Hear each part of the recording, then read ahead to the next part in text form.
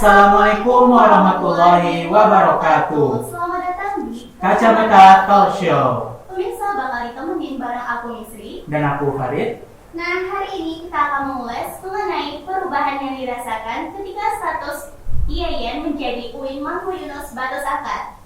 Nah, dan apa keinginan atau harapan untuk kedepannya setelah IAIN ini berubah menjadi UIN Mahmud Yunus Batu Sangkar? Daripada bingung dan membuat kita penasaran, sekarang kita sudah kedatangan salah satu dosen UIN Mahmud Yunus Batu Sangkar.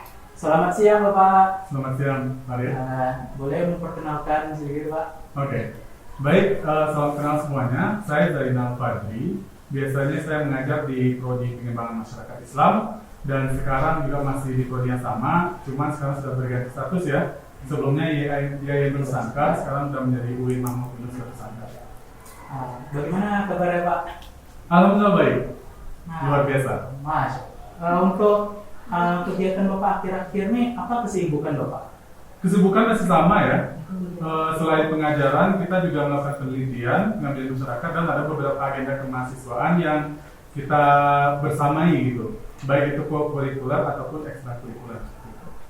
Nah, yang sudah disebutkan di awal tadi kan IAIN ini udah resmi jadi UIN Pak. Nah, apakah itu sesuatu hal yang wah atau membanggakan bagi kita atau sesuatu hal yang biasa-biasa saja Pak?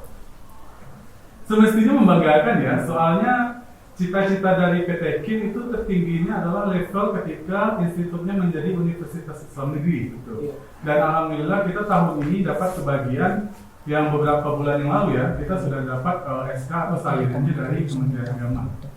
Itu saya rasa cukup membanggakan. Kita sebagai mahasiswa lah, bagi kami kita. Iya, mahasiswa maupun dosen maupun karyawan. Ya, kalau nggak salah saya ada 5 universitas ya Pak yang menjadi UIN ini. Ya, betul, 5 universitas termasuk di Bukit Tinggi dan kita juga ya. Di Bukit Tinggi Syekh Muhammad Jamil ya? Iya, saya Muhammad Jamil Jambe. Jambe, iya. Nah, di netizen nih pada ingin bertanya-tanya Pak tentang informasi yang tentang IAIN ini berubah menjadi UIN Pak. Nah, dengan menjadinya UIN, tentu semua pekerjaan pegawai akan berat. Jadi bagaimana menurut Bapak tentang IAIN Batu Sangkar yang sebelumnya telah berubah menjadi UIN Mahmud Yunus Batu Sangkar? Kalau berat mungkin iya ya, tapi Iya. kan ketika kita sudah menjadi UIN gitu otomatis manajemennya juga akan lebih besar gitu ya. Ibarat kita tahu kan gotong royong itu prinsipnya yang berat itu menjadi ringan kalau dikerjakan bersama. Saya rasa ketika IAIN sudah menjadi UIN itu bakal ditambah lagi manajemennya. Jadi saya rasa masih ini ya, masih bisa lah gitu, masih bagus dan kita optimis bahwa kedepannya akan lebih baik tentunya. Nah, IAIN ini sebenarnya apakah sudah layak Pak untuk menjadi UIN di Provinsi Sumatera Barat ini? Kalau layak kita sangat optimis ya, maksudnya Harus harus optimis sekali. Soalnya dari segi administrasi kita sudah lolos, Ya. dibuktikan dengan SK Menteri ya. Ya. Terus dari segi teknik dan non teknik kita juga, saya rasa kita sudah diambang dikatakan sudah mampu seperti itu. Dan itu terlihat dari banyaknya dukungan ya, baik dari internal maupun eksternal tuh banyak sekali dukungan atas perubahan status ini seperti itu. Makanya itu bisa kita bilang bahwa kita sebenarnya sudah siap. Sudah siap ya? Jika sudah layak nih Pak menjadi UIN, sebesar apa sih harapan Bapak pribadi terhadap kemajuan IAIN ini yang sekarang sudah menjadi UIN Mahmud Yunus Batu Sangkar? Oke, harapan pribadi banyak sekali mungkin ya.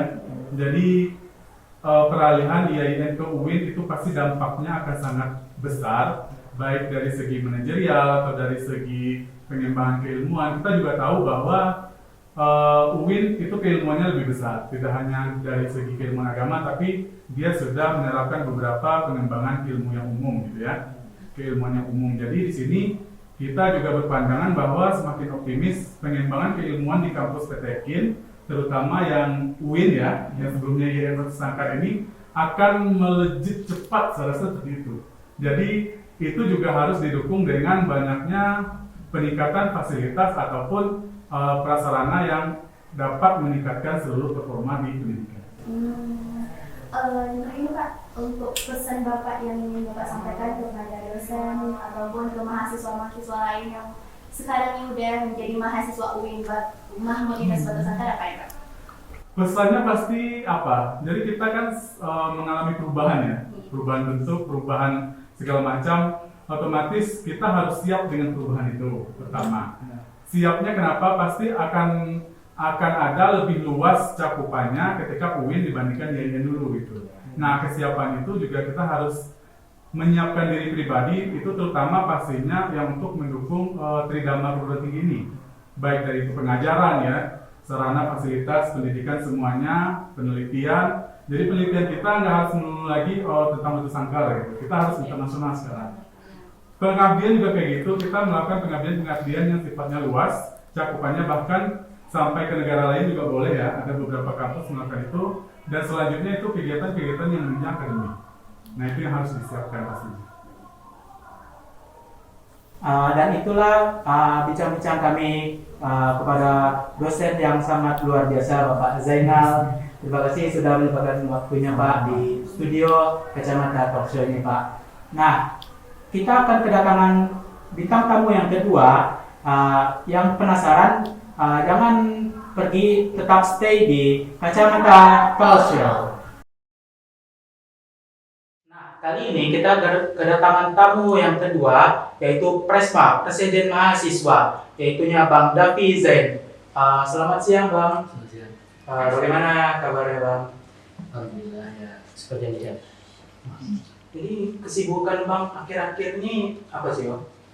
Kesibukan mungkin ya, sekarang ini mungkin kayak pertama sebenarnya mungkin klarifikasi juga kenapa jarang tampil di hadapan mahasiswa, karena kami sendiri pribadi sampai sekarang juga masih diincar-incar oleh beberapa wartawan juga di surat kabar karena terkait pasca 11 April kemarin. Juga sekarang ada perkembangan isu terkait pemerintah juga, jadi kami pun aliansi BEMS Indonesia, BEMS Indonesia pun juga ingin ibaratnya jauh lah dari media. Kami kedua kesibukannya mungkin seperti biasa, mungkin kuliah, baik ketika memperjuangkan juga sela-sela kuliah tuntutan dari mahasiswa. Dan kita mungkin dari kami pribadi persiapan juga dalam waktu dekat itu ada turnamen basket juga, itu latihan itu. ya. Nah, untuk turnamennya itu untuk tingkat apa sih Bang? Itu turnamennya tingkat umum, cuman kami ngambilnya yang tingkat mahasiswanya gitu. Mahasiswa Bukit Tinggi aja. Nah, kan Bang tahu kan IAIN itu berubah udah meningkat dari UIN nih Bang. Ya. Jadi menurut Abang nih, bagaimana pendapat Bang Davi dengan perubahan yang dirasakan di saat IAIN Batu Sangkar ini telah berubah menjadi UIN Mahmud Yunus Batu Sangkar? Tempat kami itu pertama otomatis kita sebagai keluarga dari bagian dari UIN Mahmud Yunus otomatis merasa bahagia dan bangga sekali terhadap apa yang telah kita capai. Salah satunya juga transformasi dari IAIN menjadi UIN. Itu merupakan sebuah perjuangan yang sangat nggak mudah kan, dari IAIN menjadi UIN, dan juga berapa banyak perguruan tinggi di Indonesia yang berubah transformasi itu menjadi UIN. Cuman alhamdulillah yang tercepat sekarang di mana, salah satunya adalah kampus kita UIN Mahmud Yunus Batu Sangkar. Karena yang sama-sama kita tahu perubahan itu akan membawa dampak besar juga terhadap daerah kita sendiri yang pertama, dan juga terhadap perkembangan akademisi kita juga. Walaupun kita di luar bahasa desa ya Bang, tapi kita bisa menjadi UIN loh. Nah, apalagi merupakan suatu kebanggaan kita, salah satunya itu adalah rektor kita yaitu Pak Prof. Martin Mamora, yang merupakan seorang ilmuwan di bidang fisika, yang mana bidang fisika sendiri merupakan bidang pengetahuan umum, bukan pengetahuan agama kita, namun kita bisa bersaing di bidang pengetahuan ilmu teknologi. Di situ dia meningkatkan minta kita, yang minta keluar kita, makanya digabungkan. Menurut saya itu suatu kebanggaan.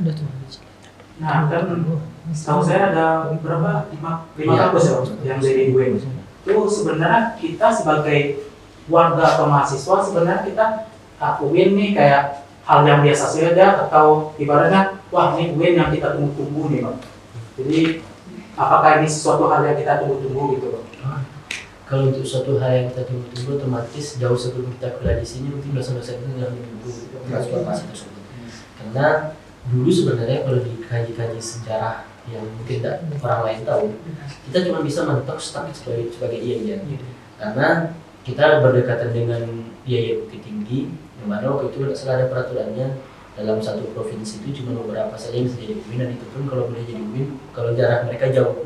Sedangkan kita dengan dari Bukit Tinggi cuma di balik gunung, cuma sejak Nah, kemarin juga berapa banyak perjuangan dari mantan rektor kita sebelum Pak Mardhani juga, dan alhamdulillah sekarang sudah transformasi jadi UIN. Dan bisa dikatakan juga kawan-kawan mungkin juga dan termasuk saya pribadi masuk IAIN keluar UIN itu kan suatu kebanggaan bagi kita pribadi gitu kan.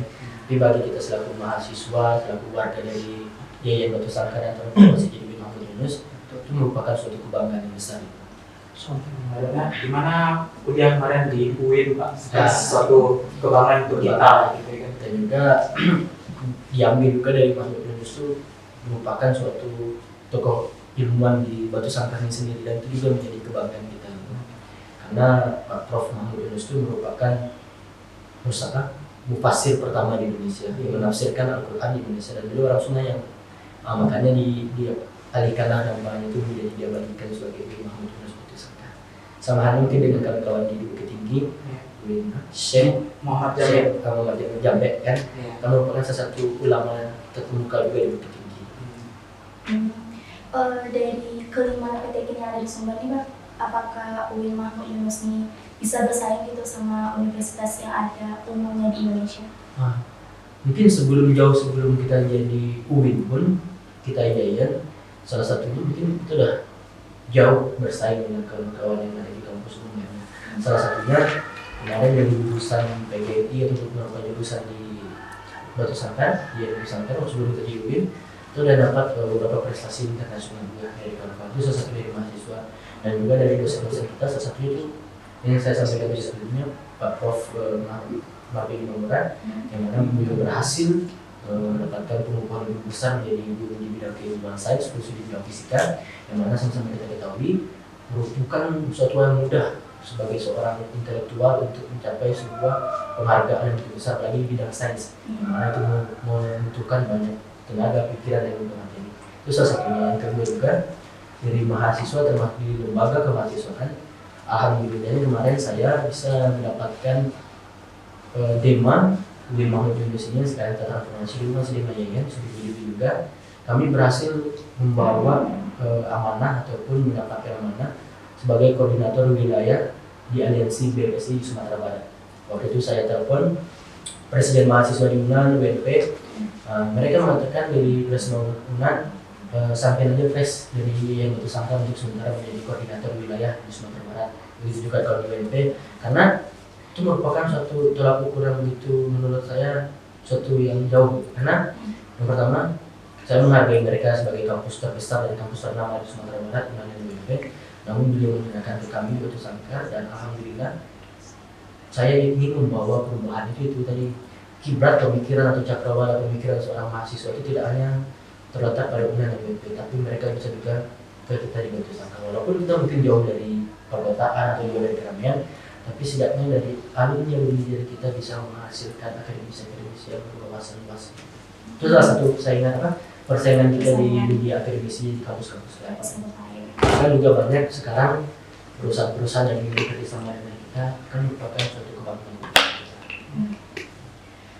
Kalau untuk Abang nih sebagai Presiden Mahasiswa UIN Mahmud Yunus, apa sih keinginan kedepannya Bang di UIN Mahmud Yunus nih kedepannya? Pribadi atau gimana? Boleh pribadi. Secara pribadi. Kalau keinginan kami untuk kedepannya untuk UIN Mahmud Yunus, ini juga untuk seluruh kawan-kawan mahasiswa yang ada di UIN Mahmud Yunus, selaku juga mahasiswa dan juga mungkin untuk dosen-dosen juga.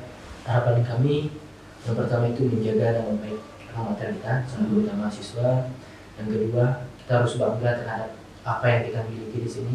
Kita jangan melihat kehebatan ataupun keluar biasaan di orang lain, tapi kita lihatlah kemampuan dalam diri kita. Mungkin Billy Baik pernah berkata, dulu kampus besar karena mahasiswanya, sekarang mahasiswa besar karena kampusnya. Maka dari itu peran kita sebagai mahasiswa sekarang adalah bagaimana cara kita mengembangkan dan mengharumkan nama UIN Mahmud Yunus ini di luar negeri. Itu harapan kami salah satunya. Dan yang ketiga, jadikanlah kita ini sebagai kaum intelektual yang memiliki integritas yang tinggi, yang mana memiliki kemampuan berkompeten dalam pemikiran maupun dalam juga hal-hal yang sebagainya. Salah satunya tuh sebagaimana yang dikatakan oleh Pak Bidi Habibie, jadilah insan yang kalau untuk kepada siswa atau mahasiswa yang berotakkan cermat, memperhatikan buka. Kita memiliki intelektual yang tinggi, wawasan cakrawala yang luas, namun jangan lupa didasari ilmu yang hebat atau ilmu yang tinggi. Jika tidak didasari dengan alat yang lain, itu akan percuma. Maka dari itu saya mungkin menekankan salah satu slogan itu tadi, jadilah mahasiswa yang berhati buka dan berotakkan cermat. Kita memiliki wawasan yang hebat, intelektual yang tinggi, cakrawala yang luas, namun hati kita juga memiliki ketawakan sebagaimana yang telah dicontohkan oleh ulama-ulama kita. Itulah jawaban atas bintang tamu kita. Terima kasih atas jawaban yang sangat luar biasanya, Bang. Itulah perbincangan kita dengan tamu kita yang sangat luar biasa, yaitu Presiden Mahasiswa UIN Mahmud Yunus Batu Sangkar. Tentu kita sudah menyimak atas jawaban-jawabannya. Semoga kita dapat mengambil manfaatnya untuk kita. Untuk bintang tamu selanjutnya, kita akan kedatangan salah satu mahasiswa dari KPI UIN Batu Sangkar. Untuk selanjutnya tetap ikuti kami di Kacamata Talk Show.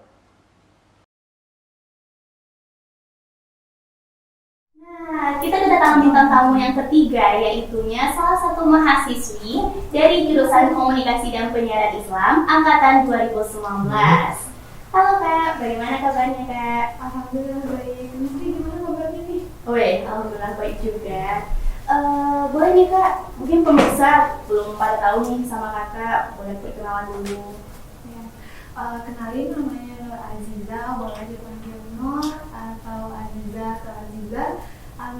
Di sini kuliahnya jurusan Komunikasi Penyiaran Islam Broadcasting angkatan 2019, asal dari daerah Bogor. Begitu. Kalau boleh tahu nih Kak, kesibukan Kakak akhir-akhir ini ngapain aja ya? Kalau 2 minggu terakhir ini sih bikin UAS, ada yang praktek sama yang kayak buku makalah atau merangkuk gitu, makalah gitu. Kalau prakteknya tuh praktek apa sih Kak? Ya sesuai jurusan kita ya, kayak ada yang bikin film, bikin berita, kan kita broadcasting, tapi lebih ke di balik layarnya. Ada sih kadang-kadang di balik layarnya. Oh gitu. Pasti Kakak udah dengar kabar bahwa Yayan ini udah menjadi UIN Mahmud Yunus ini. Nah, dari pandangan Kakak nih, apa sih hal menarik menurut Kakak setelah Yayan ini menjadi UIN Mahmud Yunus Batu Sangkar? Kalau menurut Kak pribadi ya bisa, ada beberapa hal sih yang bakal jadi menarik gitu, karena dari Yayan ke UIN itu dari yang khusus agama jadi umum gitu kan. Ya tetap agama sih, tapi mungkin yang bakal menarik tuh kayak segi peraturan pakaian contohnya ya. Buat teman-teman laki-laki tuh biasanya diwajibin pakai celana dasar atau yang kayak nggak boleh pakai itu kan. Ya, yes. Kalau misalnya udah jadi UIN bakal lebih bebas lagi nih teman-teman laki-laki pakai celananya jenis apa gitu. Harusnya gitu, soalnya UIN itu kan lebih umum dari Yayan gitu. Terus mungkin juga kalau udah UIN mungkin teman-temannya juga nggak hanya dari Batu Sangkar sekitar atau Sumatera Barat ya, jadi juga dari beberapa provinsi terdekat gitu, lebih dikenal masyarakat gitu. Mungkin lebih UIN ini lebih dikenal lagi di seluruh Indonesia mungkin. Iya, jadi kayak menambah ketertarikan mungkin buat teman-teman yang masih SMA, wih daftar dong ya sekarang udah jadi UIN gitu. Lebih dapat lagi minatnya teman-teman yang lain untuk daftar ke lagi UIN. ya, mahasiswanya lebih ramai lagi gitu. Ya. Terus Kak, dari segi pakaian tadi Kak, nah kalau menurut pandangan Kakak nih, kan kita nih UIN, Universitas Islam Negeri. Terus kalau misalnya ada nih yang berpakaian kayak kemeja terus pakai kaos dalam, itu tuh gimana sih menurut Kakak kalau lihat mahasiswi dari UIN kayak gitu? Kalau mahasiswa nggak masalah ya, soalnya laki-laki kan kayak pakaian itu juga mengekspresikan dirinya. Tapi kalau buat perempuan kayaknya belum boleh, kayak bukan belum boleh, karena kaos itu dasarnya itu kan nyetak gitu ya kan. Dan buat teman-teman kita yang agak membentuk lah badannya, nanti kebentuk, bikin salah pandang buat kaum laki-laki. Jadi kalau buat mahasiswa kayaknya jangan dulu deh gitu. dibikin lagi deh gitu. Ya, apalagi kalau pandangannya yang kayak gitu tuh lain nanti pikirnya Iya gitu ya. kayak ya kita tahu lah Iya, ya benar. nggak semua juga kayak gitu. Bener. Iya makanya pas di filter lagi kayak benar-benar kayak pihak kayak dekan atau dari rektorat itu bakalan mikirin lagi deh peraturan dari sini. Makanya apalagi Bebas tapi kata itu kayak bebas tapi tetap Islami gitu. tertutup dan terjaga. Iya. Gitu. Dan nampak juga kalau kita itu berpakaian kalau menurut Islam ya kayak gini, itu tunjukkan keluar kayak gitu Iya. kalau pakaian gitu. Nah, Kak, kan IAIN ini udah resmi dari UIN nih Kak. Nah, harapan Kakak untuk UIN Mahmud Yunus Batu itu apa? Sebagai mahasiswa ya, Sebagai mahasiswa. menurut Aka ada beberapa harapan. Yang pertama buat mahasiswa tingkat akhir, buat syarat-syarat sidang ataupun sidang makassar atau sidang lainnya itu syaratnya lebih dipermudahkan lagi karena udah diuin, jadi kan udah gede namanya, jadi setidaknya syaratnya dipermudah lah gitu. Terus kayak jam perkuliahan kita lebih kayak atau penentuan ruangan gitu. Kalau sekarang kan kayak sering nabrak kan beberapa jurusan gitu, jadi keperaturan itu sih pengen lebih diatur lagi beberapa hal gitu. Terus harapan yang itu kayak dosennya tuh lebih ramah lagi lah, karena ada beberapa dosen yang kita tahu tuh kayak lebih terlalu vakum peraturan, jadi kayak agak kelihatan sama, itu lebih ramah lagi ke mahasiswa. Kan kita sebagai mahasiswa nih Kak, IAIN menjadi UIN ini apakah salah satu yang kita tunggu-tunggu atau UIN ini UIN gitu doang, atau suatu hal yang kita banggakan kita tunggu gitu Kak?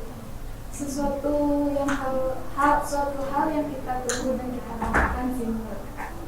Karena bakalan kayak kita nih teman-teman angkatan 2019, 2018 itu ijazahnya udah nggak IAIN lagi kan, udah UIN. Terus nanti peluang kerjanya juga lebih tinggi karena udah UIN gitu. Solusinya nih dari IAIN ke UIN gitu, mempermudah mahasiswa juga gitu.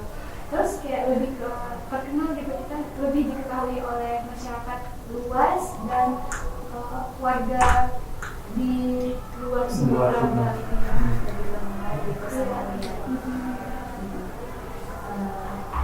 Nah, itu dulu perbincangan kita dengan narasumber kita yang ketiga. Terima kasih ya Kak udah menempatkan dan berkenan hadir dalam studio di acara kita pada kali ini.